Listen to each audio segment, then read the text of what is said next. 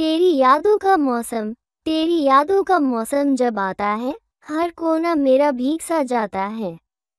ना तू पास है, ना तू दूर है, फिर भी हर सांस में तू साथ आता है। चांदनी भी अब तुझसे शर्माती है, तेरी बातों में रात बहक जाती है। तेरे नाम से धड़कता है दिल मेरा, तेरे बिना ये दुनिया वीरान सी लगती है। तेरे खत, तेरी खुशबू, वो बातों के रंग, अब भी रखे हैं मैंने दिल के संग। मिलना तुझसे शायद मुकद्दर न हो, मगर तुझ में ही हर पल मेरा सफ़र हो।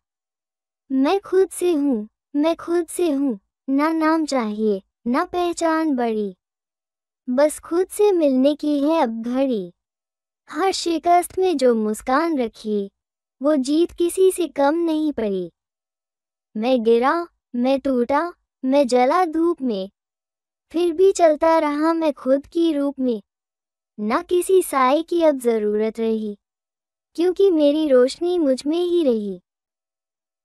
क्योंकि मेरी रोशनी मुझ में ही रही। जो कहे मंजिल दूर है बहुत, उसे मेरा पहला कदम सुनाए सच। मैं रास्ता हूँ, मैं ही सफ़र, अब रुकना नहीं, मैं खुद में अमर।